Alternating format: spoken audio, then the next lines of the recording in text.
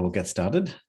Thank you so much for joining us today. Welcome to our Unchaining Modern Slavery webinar series. We're really pleased that you've joined us, and we trust that the content today, as always, will be relevant, current, and helpful to you. I'm Dr. Stephen Morse, founder of Unchained Solutions. Unchained inspires Australian organisations to be leaders in making an impact on modern slavery. And I'd like to begin with an acknowledgement of country in recognising that people are joining us today from many places, different parts of this great country, founded and by so many amazing people. I'm speaking from Gadigal country, which is of which Sydney is part of, and my guest today, Brian, is originally from Yagara country.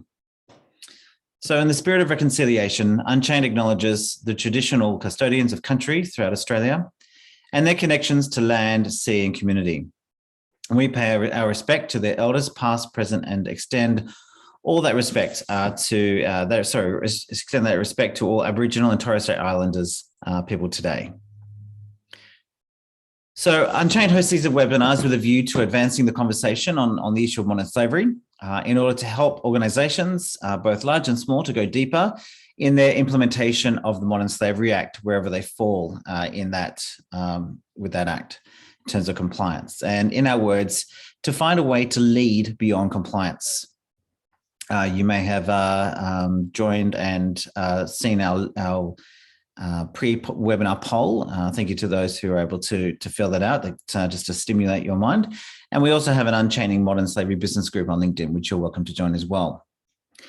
Now, today webinar, it's our last webinar for 2021, and it's a bit unusual in today that the webinar has in part been pre-recorded because my guest, Brian Iselin, is based in Sweden.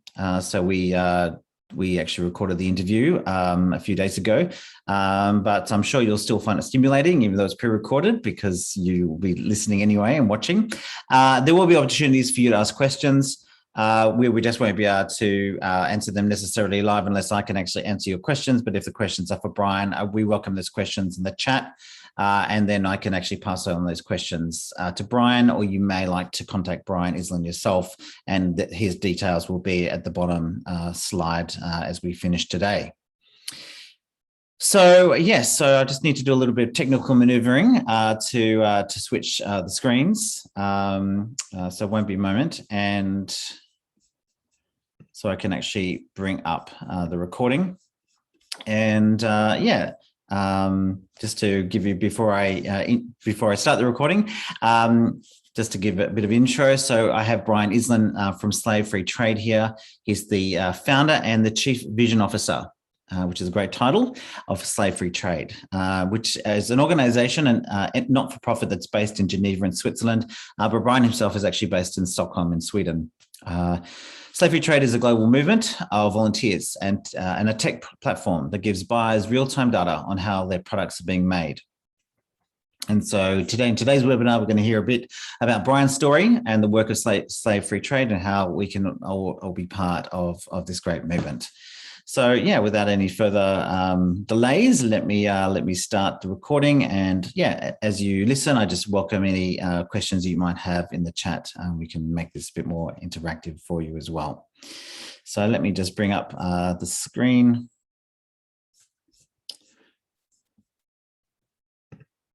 There it is. And yeah, we'll start the recording. Okay, well, so welcome, Brian. It's a pleasure to have you with us. Thank you so much for joining. Perhaps you could start by asking you to introduce yourself and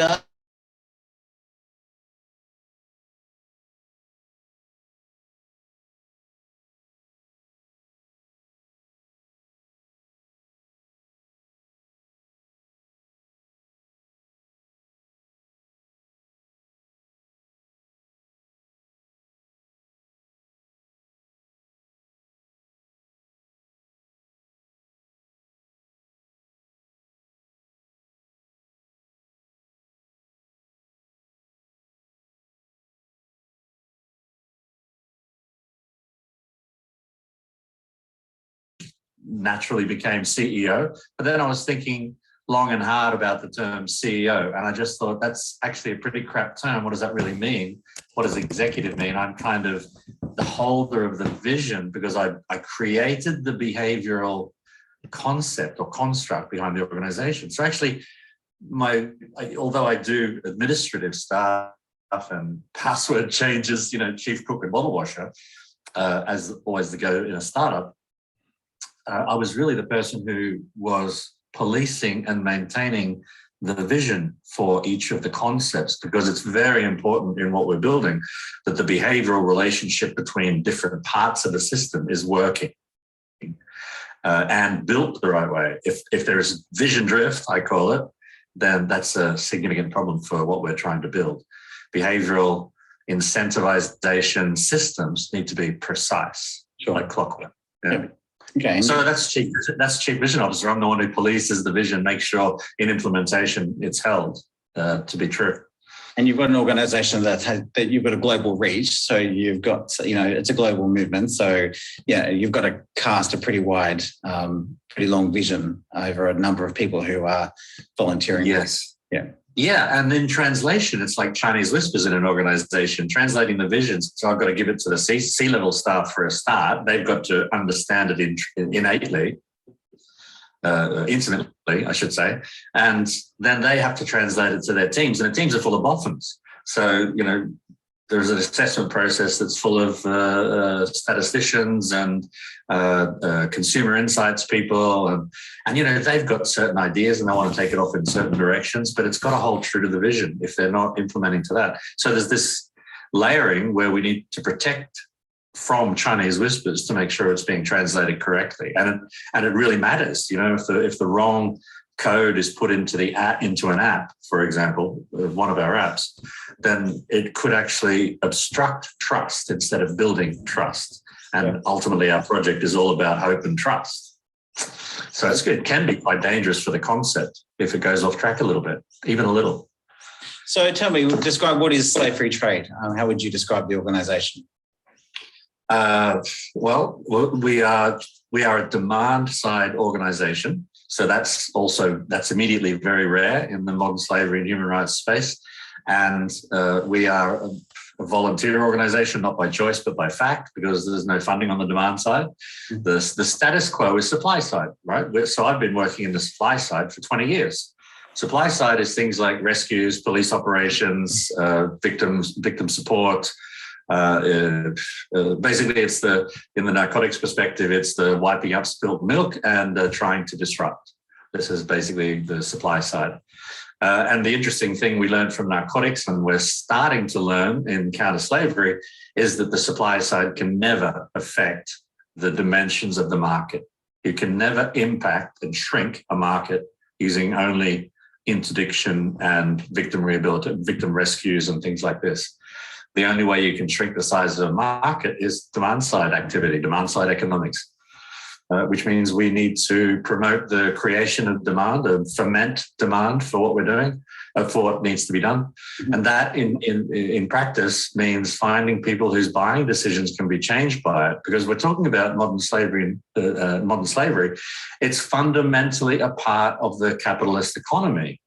It's built on it. And that's what we need to change. Stop that economy being built on it. And so slave-free trade is all about changing the economy to a human one. So instead of product-only conversations, we're trying to add the human piece to it. So I don't know whether you've seen the logo of slave-free trade, but it's the victim's hand, which is a common signal used in anti-slavery movement. The victim's hand front and center on a leaf, the leaf being the kind of agricultural primary production background. So it's putting the human in the center. Communication in supply chains between entities, I call them disaggregated supply chain actors. So one company buys from another company. A chocolatier buys cocoa from a cocoa processor. The conversation is what I call two-track. What they understand and know about each other is price and quality. I want 600 kilos of grade 3 cocoa powder. And that's what they know. That's the limit of the conversation, pretty much. What we want to do is add a third track to that conversation, namely human rights. Yes. So what we do, one of our processes actually builds the relationship builds out the relationship between these disaggregated supply chain actors, connects them, and makes price and quality what's the best way to describe it? Makes price and quality a first degree of separation conversation. So company A invites company B, invites company C. So company A can only see its supplier. They can't see its supplier, right? So commercial sensitivity is maintained. But we make human rights the one that they can see right through the chain. So the chocolatier invites the cocoa processor, invites the plantation. They can all see the human rights performance of the others. And then the chocolate bar on the other end at the retail level, it goes on the shelf with a label on it saying when all the nodes on that chain are green, when the human rights performance is acceptable, then the chocolate bar can go on the shelf. Until then, it can't go on the shelf. So they all rely on that.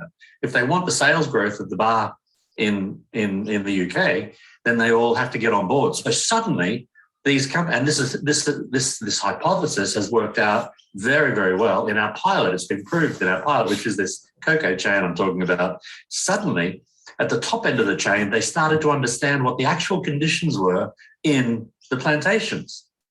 And they started conversing about it. And they understood the plantations in the cocoa processing plant.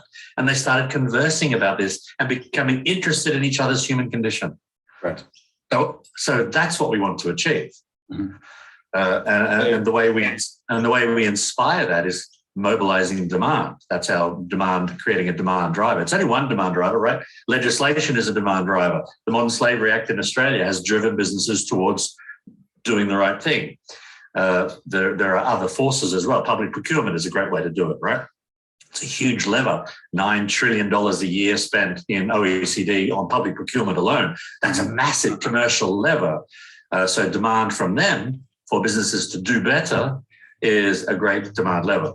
And of course, the ethical consumer. So if I can just give one anecdote, one of the reasons I got into this business, or very soon after I started working on human trafficking, I came across my first, it was a human trafficking case, but it was actually also simultaneously with one 12-year-old boy. He was shot in the head and thrown overboard from a prawn boat in Southeast Asia. Mm. Now, that 12-year-old boy, I learned three things from that.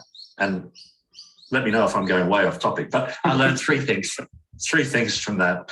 The first thing was that to that boy, these legal definitions which fall under modern slavery, human trafficking, forced labor, child labor, and slavery and servitude. So these are the four definitions provided by international law.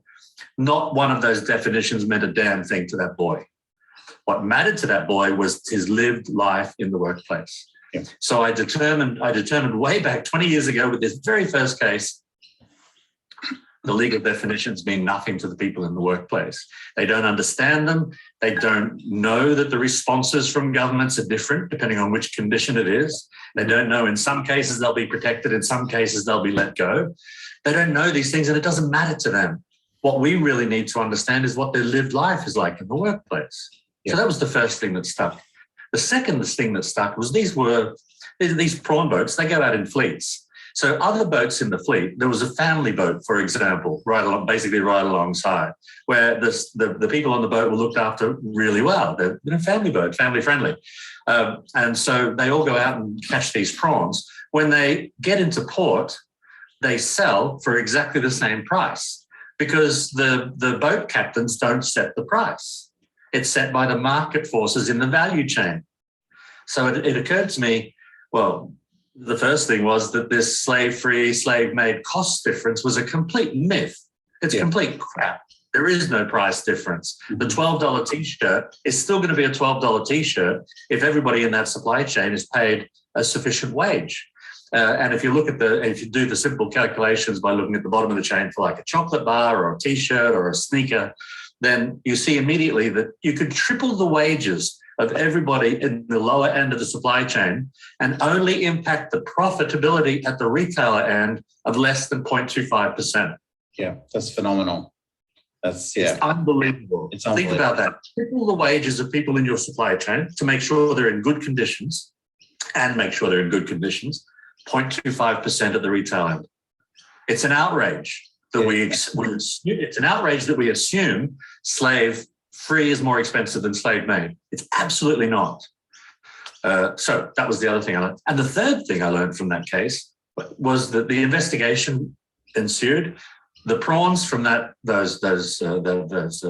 fleet ended up traversing the world like 3 or 4 times, and then finally ended up shelled in freezer supermarkets across Europe. So, for example, Carrefour in Paris, right? So, and it occurred to me that the Parisian shopper standing in front of the freezer in Carrefour in Paris had absolutely no idea what was going on behind the prawns. They saw 3 or 4 bags of prawns from which they could not tell anything. There's no differentiator between these prawns based on the condition.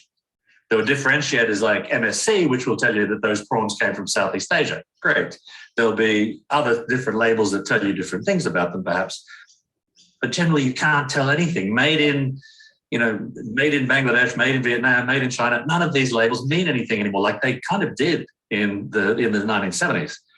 What really matters is made in freedom, to be frank, which is why slave-free trade is all about that. But the Parisian shopper would have been absolutely outraged to know what's going on behind these prawns. But then if you think about it in behavioral terms, you're never going to get, if you want to enter into put a differentiator in the market, you're never going to get anybody to put a red cross on their packaging saying we've got slavery behind this, right? But what you could do is put a blue hand on one saying slave free. And the very important impact that has on a consumer is that within 0.75 of a second, they choose the slave free. It's the most powerful social label in history. It's incredibly emotive. It's emotionally resonant, recognizable, and understandable within less than a second. Sure. So if we can, and if we can harness that buying preference, that single micro action by a shopper in a store multiplied millions of times sends a tsunami down the value chain right back to the boats. And that tsunami sends a very clear, very simple message to the retailer, to the supplier, to the producer, that this is demanded and this is your business opportunity. Add the human track to your conversation, understand and respect human rights in your workplaces. You can be part of this new economy. Sure. And I use the phrase a magnet economy because what it does, it's structural change. It pushes people who don't do the right thing into a corner because their market starts to shrink. People start to increasingly demand products that haven't harmed anybody in the way. And this is vastly more, it's more fundamental, more visceral to people than any of the other labels in the world. You look at fair trade, for example, and a lot of people are saying we've reached peak fair trade because people these days are much more aware that human rights, much more fundamental, is more important than equal profit. Equal profit is great. It's great, but it's not emotionally resonant. Right? Slavery and modern slavery and how many of our products, 80% of our products have it, 80% of our businesses have it behind them. And once as that number is getting out there, people are starting to realize this is much more fundamental. Sure. Let's respect that should be all of the economy. Anyway. I just wanted to ask a question. As you can see, I love You're very passionate, and I really, really loved what you just said. I want to talk more, obviously, about what you do, but I'm also curious. You have touched a little bit on here and there on the background of your backstory. You've had these experiences, you've noticed things. How have you come to experience and notice these things in your previous life? Yeah. So, as I said, it's kind of a long dogleg career. Nobody would have expected this dogleg career. Yeah, but there's only a couple of doglegs, right? I started out as a soldier. I was a surveillance trooper in the Intelligence Corps in Australia. I'm from Brisbane, by the way, so hey Brisbane. And so then I became a federal agent, and I specialised in counter-organised crime, specifically counter-narcotics and counterintelligence. So in that capacity, I was posted abroad. And I was working in China, covering China, Mongolia, and the Shan state of Burma, and looking at mostly drug trafficking. And I started coming across human trafficking cases, trafficking of babies in particular. And for me, that was fundamental. I keep using this word, but it was life-changing for me to realize what was going on. And then to be told by headquarters to leave it alone, it was none of our business. So this is going back at the beginning of the 2000s, when, as you're aware, the trafficking protocol had just been developed, just been argued about. It was police were only just starting to say human trafficking, and the policy bods were starting to pass it down to the agents that there was this thing.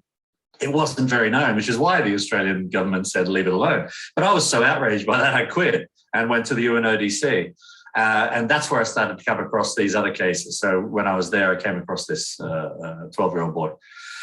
So that's what I've done. So for the last 20 years, I've focused on counter-slavery operations. And I've worked in about 50 countries in that capacity. Everywhere I go, it's basically the same story, repeated. They've got these issues and they're working on the supply side. 100% of funding goes to the supply side. Sure. Okay. So that's we can definitely say that that's the status quo. So this was my journey to that point. That's how I got there. So you're based in Sweden. The organisation is based in Switzerland. That's right. Yep. Slave Free Trade International. The new Slave Free Trade International is based in Geneva, headquartered in Geneva, and I'm in Sweden at the moment. Yes. Any particular choice for that? Yeah, when I arrived in Geneva, I moved there in 2016, and I was just about to start a PhD in what I'd been studying for the last 10 years as an amateur, which was, could we build a behavioral system that included that Parisian shopper in front of the freezer, included this $9 trillion in public procurement, using those as demand levers to create global social change.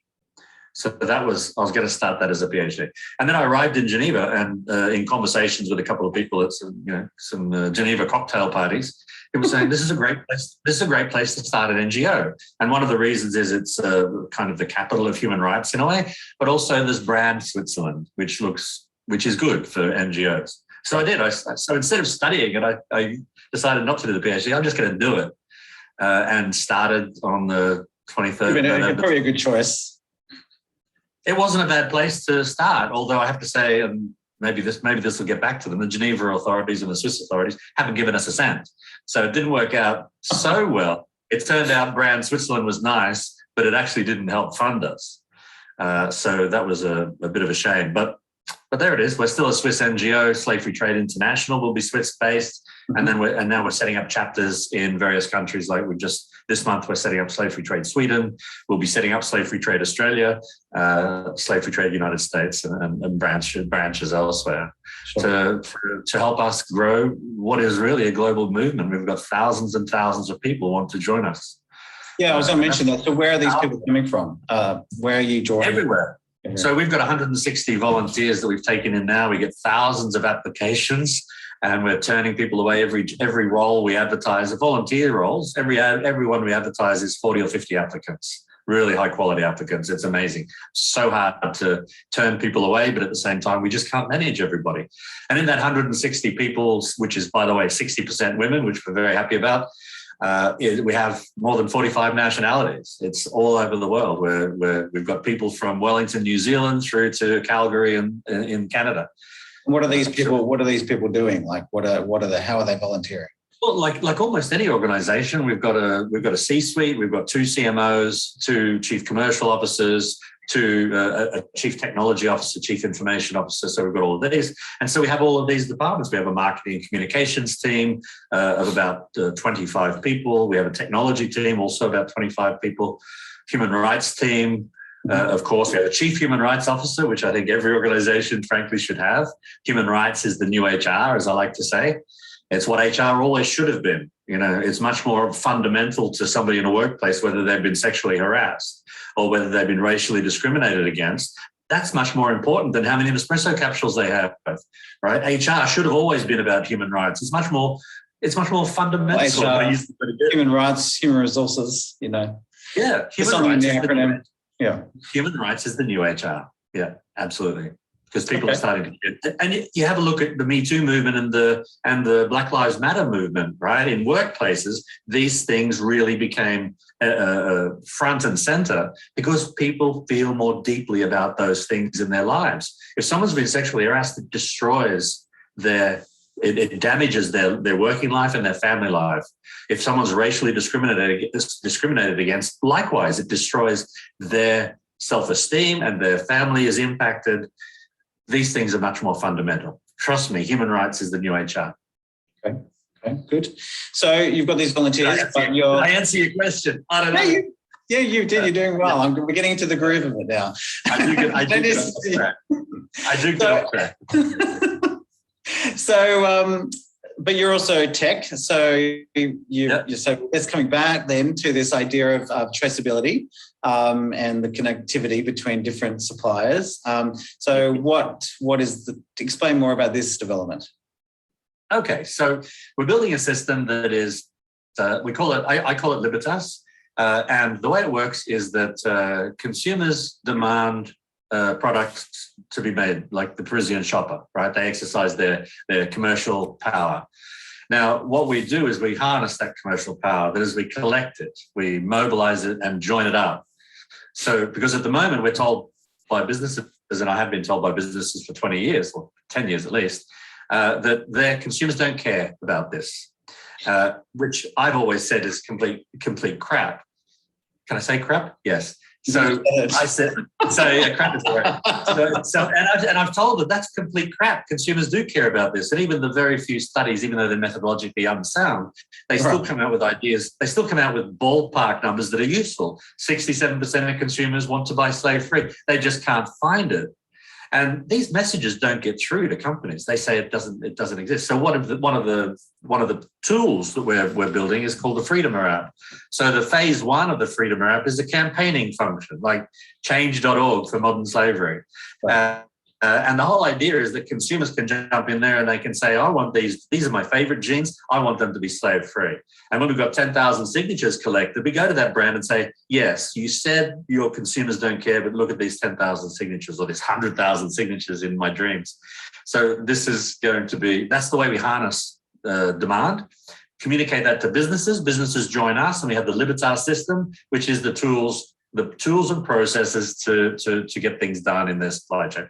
So these techniques that are used, we have 4 core processes. The techniques for those all come from my investigations background, my operational as a federal agent background.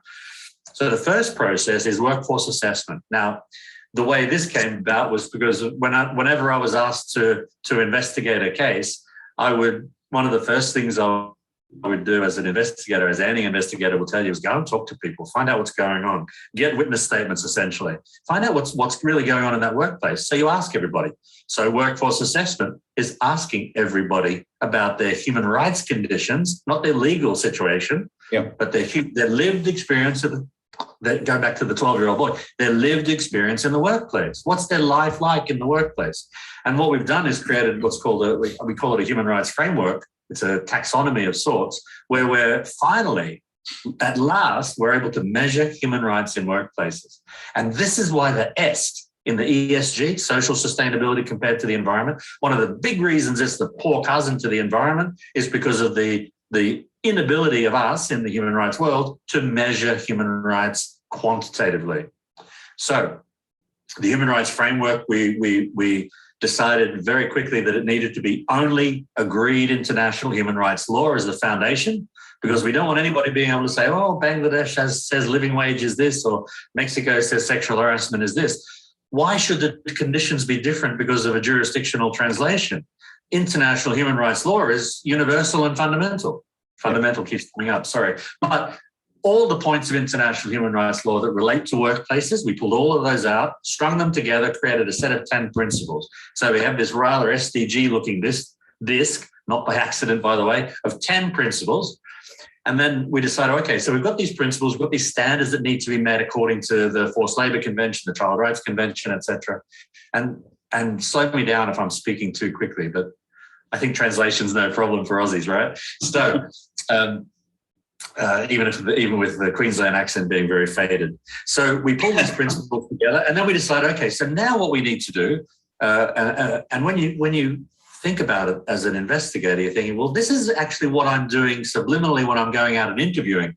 I know the human rights framework, and I'm asking questions in a way that somebody on a fishing boat can understand. What I'm doing is doing this translation of this person's situation into legal principles and standards and so on. So let's automate that, and then we can scale that. So we had these 10 principles. So we needed to set up, okay, so what are the questions that we're asking when we're going out to a workplace are actually indicators. signs and symptoms of human rights issues. Yeah. So decided to set up, so we set up a set of indicators. So 100 indicators across the 10 principles. And if you ask me why 100, it's quite simple that it needed to be more than one, needed to be less than 10,000. If we're going to operationalize it, who can ask 10,000 questions? There'll be a lot of fatigue. There'll be a lot of fatigue if we do that. Yeah. So we settled on 100, and 100 across all of the relevant workplace human rights. So from child labour to gender pay gap, from forced labour to racial discrimination. It's a comprehensive framework. 100 indicators gives us, when we turn that into questions, gives us a complete picture, a comprehensive picture of the culture of human rights in a workplace. Now, what we're trying to do, in the same way I said we can't put a red cross on a bag of prawns, but we can put a blue hand on a good one, what we're trying to do is go to one end of the human rights in workplaces spectrum. Human rights in workplaces is on a spectrum. On one end of the spectrum is modern slavery, that murky pool. On the other end of the spectrum is decent work. Yeah. And human rights issues or human rights conditions. Well, it's on a continuum. It's on a spectrum. Exactly. It's on a continuum. Now, if you think about any continuum, if you prove one end, you've disproved the other, because the two can't coexist on opposite ends of the spectrum. They don't come together. Hence spectrum. So if we can prove decent work, then we've disproved modern slavery. What we're actually doing is vaccinating a workplace. This is a great COVID analogy, right? People get the difference between treatment and vaccination. So with treatment, it's the accident and emergency. It's somebody comes in with COVID, stick them on a ventilator or whatever. And it's the same with modern slavery. The supply side is the treatment. It has a role, of course. People are getting hurt. Let's fix them. Let's treat them. Let's rehabilitate. That's important. Yeah. But at the same time, recognize that, as we did with COVID, recognize that treating people as they come into A&E is not reducing the pandemic. You need to vaccinate. Yeah. So the vaccination approach is prove respect for human rights in a workplace. And you've disproved the existence of modern slavery, and you've made that workplace impervious to modern slavery. As you work with that workplace to improve its standards, modern slavery can't get in. Right. It's shut out. So that's and I've gone completely off. What was the question again? Well, really? So the tech. Okay, so we've got the tech. We're on to the tech. Yeah. So the first one is workforce assessment, which comes from basic investigative technique, ask everybody everything. So we ask people in a secure way, in a confidential way. We have what's called a zero knowledge registration process, which means, I don't know whether you're familiar with blockchain and cryptography, but zero knowledge means we know everyone is who they say they are, but we don't know who they are. Mm-hmm. So so that's how many people? I mean, what are we looking at? I mean, how many people? We've just done a pilot so far. So it was a workplace of 10 in the UK, a workplace of 1,000 in Bogota, and a workplace of 200 in the north of Colombia in a plantation. So that's all we've tested it on, and it worked brilliantly. It worked absolutely way beyond our expectations as a pilot, which is why we're now going live. So workforce assessment is rolled out. Money is our only limitation. We have none. So we're building the tech as fast as we can to go along with it. But basically, we rolled it out with a smartphone application in internet-enabled workplaces, also as a browser version of the survey tool in internet-enabled workplaces. And then the plantation, of course, was analog. So we had to breach the analog wall, as I say. The analog wall means people have got the old Nokia 3810s. They don't have smartphones. So how do we work with this? So we developed a microservice very, very quickly from scratch, unique identifiers to each of the mobile phones connected to the mobile phone number. And then they put that into the survey on a desktop at a local NGO. So that was the way we ran the survey there. It's not ideal. It's the first step, right? We want to do that much better. We've got plans for an analog app, for example, but that's just money is stopping us from doing that. So the second process is called policy alignment. So if workforce assessment is the individual view of the workplace, policy alignment is the corporate view of the workplace. So this is what you capture already in things like fair trade clearances, B Corp clearances, and so on. It's do you have the policy and legal tools to deal with human rights issues? Do you have a grievance resolution mechanism? Do you have a child labour policy? Do you have this? Do you have that? And if they don't, we help them do it. We create it for them, help create it. So that's the individual view and the corporate view. Now, the third one is called network mapping, and this is a little bit our secret sauce. So I'm conscious not to give away too much. But basically, what we're doing here is this is what I started with earlier in the conversation, turning a 2-track dialogue into a 3-track dialogue, adding human rights as a dialogue. So we network and link businesses in their value chain. Company A joins, they invite their 5 primary vendors. Those 5 primary vendors invite their 5 primary vendors. Now, once they join, we link them in the fact that they've joined. We link them on a value chain. And then their human rights performance is relative to each other. There's a chain score with each of them being a node. And what we're able to do there is use the power of human rights performance as a glue in value chains, turning disaggregated supply chain, using academic terms here, but turning disaggregated supply chain actors into collaborative networked organizations with human rights as the glue. And the fourth process is impact communications. Now, this is important because when businesses join, there needs to be a return on investment. One of the returns on investment is communications. So we've got a specialist team of PR and so on, and they work with the member to tell their story. Why did they join? What are they trying to achieve? And what was the impact of what they did achieve? What are the staff in their workplaces saying about this? And of course, already in the pilot, the feedback is just phenomenal. Sure. People in workplaces are filling in the other comment section saying, thank you for asking us these questions. These are important to us. Wow. So they're the 4 processes. Libertas does those, right. Automates those. We'll automate those when we're still building, and that'll enable us to scale. So we're talking about getting to millions and millions of workplaces with this system. Wow, that's a tremendous vision, and hence why you're the Chief Vision Officer, because that's And our big hairy ass goal, as they say in the startup world, we talk about those big hairy ass goals. So it's to by 2030, 1/3 of the world's working population will be protected by our framework, our human rights framework, human rights in workplaces. That's our goal. Do you see this as possible to increase worker voice as well? Yeah, so we prefer not to use the term because we find that the use of worker it's a bit like expats and expats and immigrants. We talk about staff and employees because worker voice is it's a bit colonialist. Okay.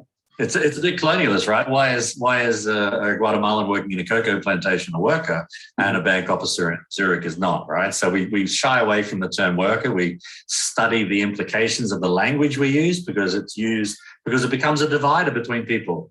And we want a universal framework, so we need to treat everybody the same. We need to treat everybody not a worker, but rather staff and employee. So the worker voice, the staff voice technology, the workforce assessment piece, Libertas People is the app we've created for that. It is in that field of what's called worker voice. But the thing with all of the actors in the worker voice field is that they do just that, only that. So it's one piece of what should be a massive behavioral system. It doesn't feed into creating systemic change. So that's one thing to be said about this field of worker voice. And the other thing to be said is that they don't have a comprehensive human rights framework. They're asking questions that they think they should be asking, but it's not a comprehensive framework, no. and it's not rolled out comprehensively. It's rolled out. There was one that I saw that did a pilot in a big cocoa chain, and I think the percentage of the chain they got to was 0.0025% of the workforce. I mean, come on. What sort of a sample is that? Sure. What can you tell? What can you tell from that?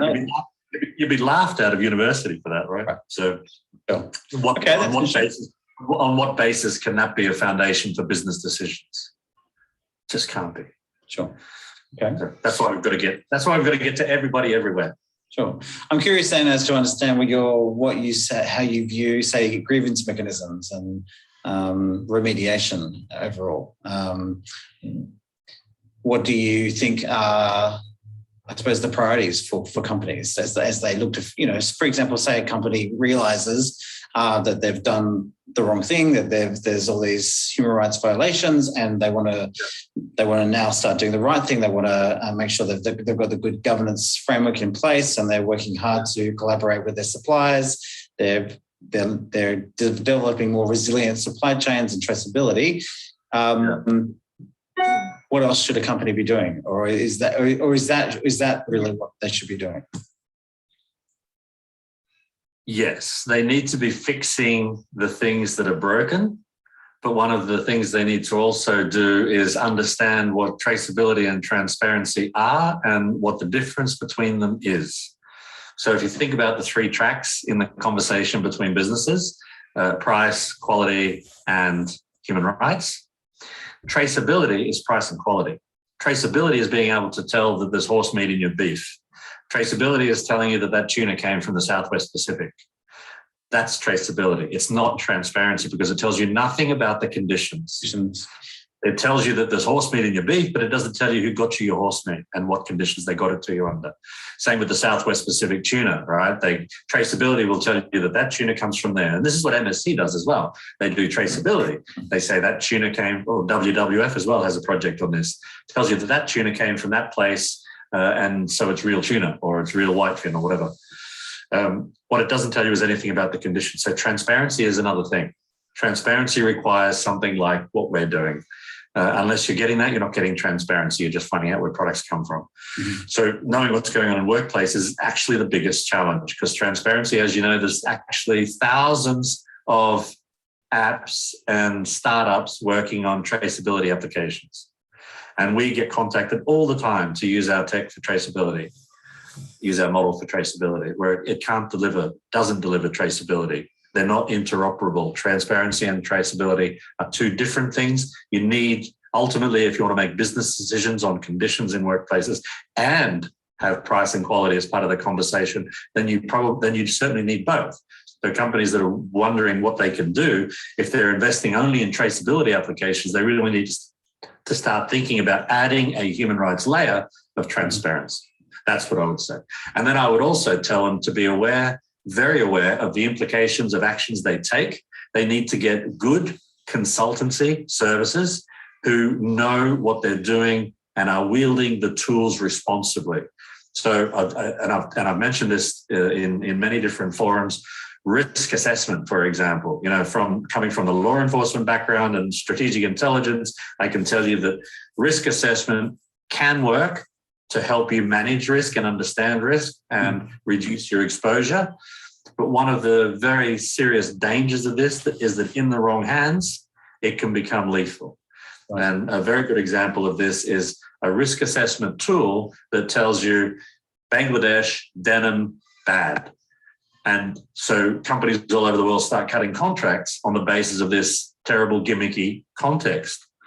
The risk assessment tools are useful as one tool in a toolkit, and only then in responsible hands. You don't want a non-electrician sticking their screwdriver into the wrong socket.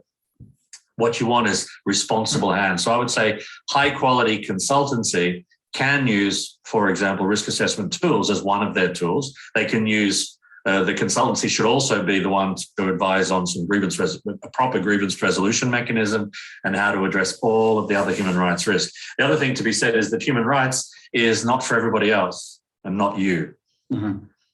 One of the things I'm always at pains to argue, and really just doesn't happen, is companies telling me, well, we're okay. It's what everybody else are worried about. And it's kind of like the seatbelt analogy, right? Well, I'm okay. I'm okay.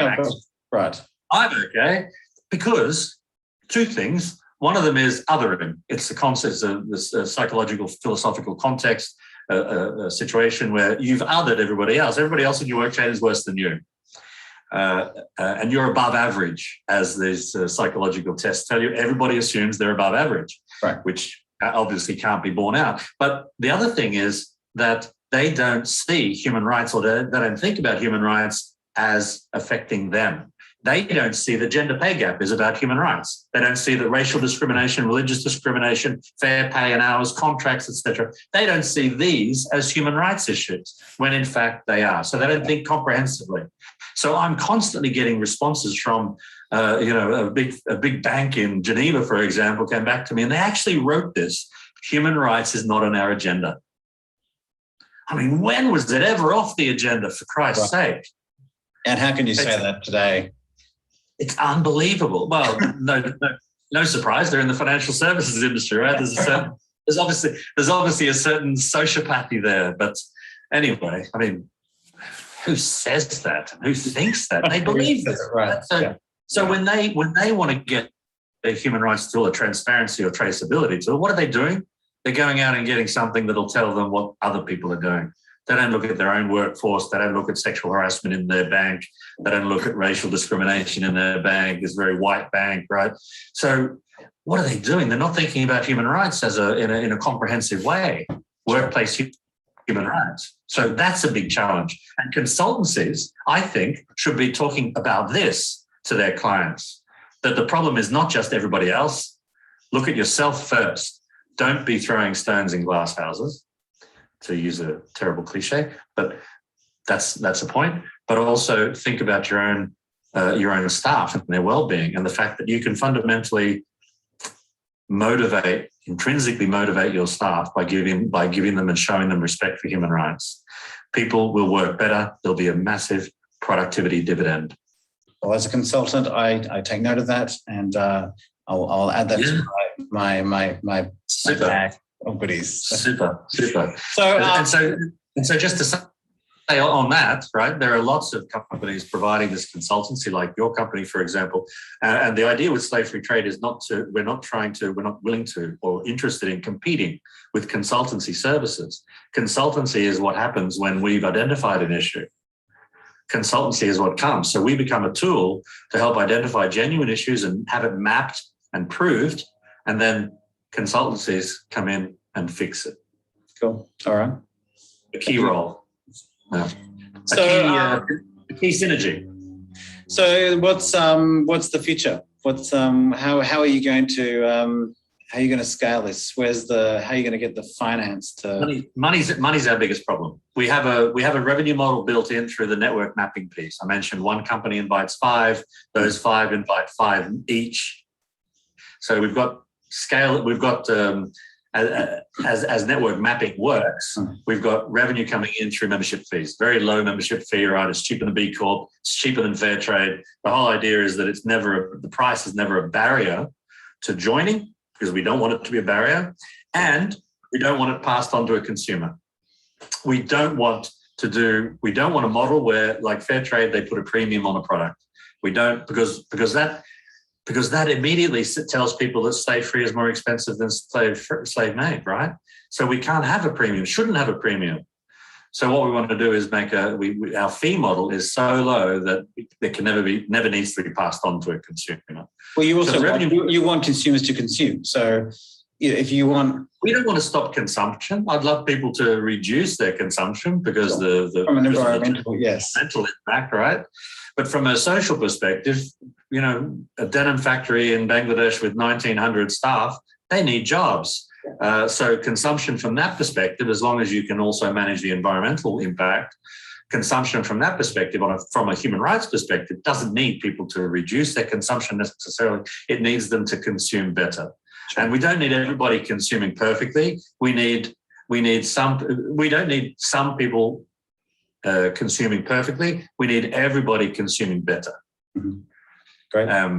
So the revenue model is great. It just hasn't started yet. So in the meantime, we're still working on my savings and now digging into my pension. We haven't been able to attract funding because we're on the wrong side of the shop. Demand side, as I mentioned before, 100% of funding goes to supply side activity. So we haven't broken through that problem yet. We're against the status quo. Status quo doesn't fund anything that's against it. So we've had a real problem with fundraising, but we're surviving and getting there. Just 1/7 the speed of a normal organisation. The volunteer workforce, they're all working very hard, but 5 to 10 hours a week per person. So we're getting there. So we're starting to take in members in January. So anybody interested in joining, we can start processing your workplaces starting in January. So we're taking in members. So anybody wants to become a slave-free workplace, human rights compliant, human rights friendly, whatever you want to call it, please consider joining, because your membership fee is going to take us a long way. And in the meantime, we just started building a fundraising team to go out and look for grants and philanthropists. And we need one philanthropist. You need a few super billionaires. Who've got We need a billionaire who wants to write down his tax by $100 million. Yeah, I could think of a few. I can too. The West Coast of the United States, for example. I can too. I think it's been done. So we just need one. We just need one philanthropist who wants as his legacy something like slave-free trade, because somebody who wants to change the world with their simple tax write-off. How hard could that be? Oh, as easy as flying. We haven't found it yet. Flying as easy as flying ships into space. We haven't found that person yet, but we're just starting to create a team that hopefully will find someone such. Otherwise, we just keep going for grant applications and string along our operations based on that until we get enough members that we've got critical mass of funding. Well, Brian, it's been a pleasure. We do need to wrap it up. Are we finished? I could. What? Not quite. Top 3 takeaways for our audience from you today, in very short sentences. I'm not sure I'm capable of that. The takeaways. Think about the third. If you're in business, think about the third track concept. The fact that your conversations with suppliers are all about price and quality right now. Start thinking about human rights. Start thinking about human rights as your issue, your problem. Locate yourself in the problem. Locate yourself as part of it. Then you will have the motivation to change. Until you see yourself as playing a role in the issue, then you will never take action. You will never be motivated to change anything. And it's the same with everything, right? It's the same with alcoholism, domestic abuse, drug addiction. It's the same with all of these things. Until you locate yourself in the problem, you will never seek change. So that's the second point. The third point would be join slave-free trade. How could I not say that? Very, very cool. Well, thank you, Brian. It's been a pleasure talking with you. I could continue talking with you. I've got a lot to learn from you. It's been a delight. And thanks for the opportunity. It's lovely to talk to you. Yeah, well, I do look forward to seeing how how slave-free trade develops. And perhaps let's get you involved in Slave-Free Trade Australia. Sounds like a great idea. Super. We'll start that. We'll be starting that in early 2022 in Q1. So we'll be in touch. Okay, great. All right. Thank you. And anybody else who wants to be involved in Slave-Free Trade Australia, just drop me a line. Drop me a line. Okay. Well, good. Well, we'll put your details up at the end of the webinar. So that'd be great. Great. Okay. We'll talk soon. Thanks very much for your time. Take care. My pleasure. Thank you. Bye.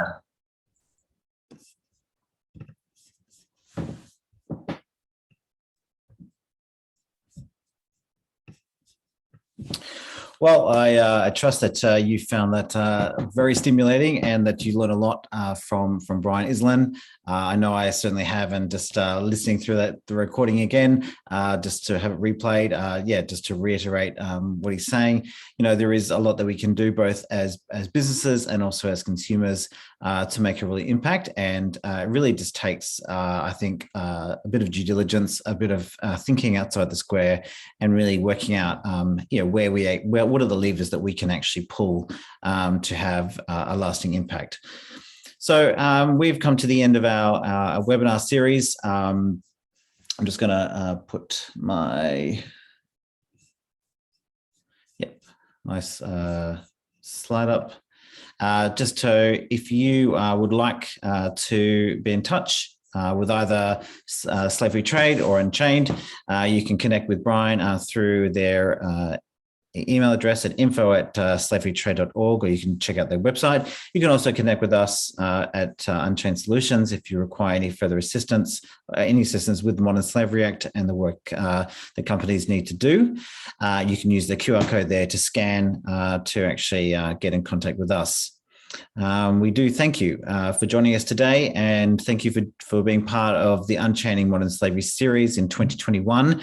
It's been an awesome year. I personally have really benefited from all the experts that I've interviewed over the last 10 months in particular, and all the lessons that have been learnt. And I trust that today's presentation will be of benefit to you, that you can get involved in a global movement called Slave Free Trade, and really work collaboratively with others. To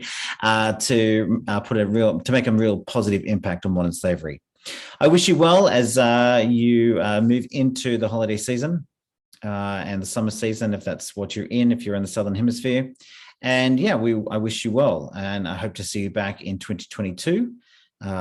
Be blessed. Take care.